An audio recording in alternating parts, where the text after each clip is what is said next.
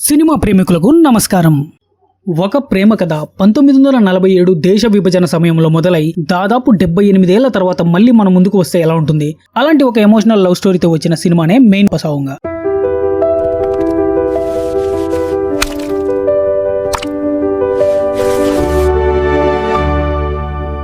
Imtiaz Ali direction లో వచ్చిన ఈ సినిమా థియేటర్ లో మంచి రెస్పాన్స్ అందుకుంది. ఇప్పుడు ఆగస్టు 7 నుంచి నెట్ఫ్లిక్స్ లో స్ట్రీమింగ్ అవుతుంది. ప్రస్తుతం హిందీలోనే స్ట్రీమింగ్ అవుతుంది. తొందరలో మిగతా ఆడియోలు కూడా యాడ్ చేయవచ్చు. ముందుగా ఈ మూవీ గురించి నా ఒపీనియన్ చెప్పాలంటే, ఈ cinema regular commercial love story కాదు. ఇది ఒక slow faced emotional romantic drama. Imtiaz Ali సినిమాల్లో ఉండే లవ్, లాగింగ్, మెమోరీస్ లాంటి ఎమోషన్స్ ఈ సినిమాలో కూడా బాగా కనిపిస్తాయి. ముఖ్యంగా పార్టీషన్ వల్ల విడిపోయిన మనుషుల జీవితాలు, వాళ్ళలో మిగిలిపోయిన మెమోరీస్ చాలా ఎమోషనల్ గా చూపించారనే చెప్పొచ్చు. ఇక ఈ సినిమాలో చేసిన ప్రతి ఒక్కరి పర్ఫార్మెన్స్ సినిమాకి మంచి స్ట్రెంత్ గా నిలిచింది. అయితే ఫాస్ట్ ఫేస్డ్ కమర్షియల్ సినిమా ఇష్టపడే వాళ్లకు ఈ సినిమా కొంచెం స్లో అనిపించే అవకాశం ఉంది. కానీ emotional love stories, Imtiaz Ali style story telling ఇష్టపడే వాళ్ళకు మాత్రం ఇది ఒక మంచి చాయిస్ అవుతుంది. ఇక ఫ్యామిలీతో చూడొచ్చా అంటే ఎస్, చూడొచ్చు. ఫ్యామిలీ మొత్తం కలిసి చూడదగ్గ సినిమా. ఈ మూవీ స్టోరీ విషయానికి వస్తే, కథ 1947 పార్టీషన్ నేపథ్యంలో సాగుతుంది. ఒక వృద్ధుడి జ్ఞాపకాల్లో దాచుకున్న పాత ప్రేమ కథ. ఎన్నో ఏళ్ల క్రితం అసంపూర్ణంగా మిగిలిపోయిన ఈ ప్రేమకు సంబంధించిన నిజాలను తెలుసుకోవడానికి అతని మనవడు చేసే ప్రయాణం చుట్టూ తిరిగే కథ ఇది. ఇక్కడ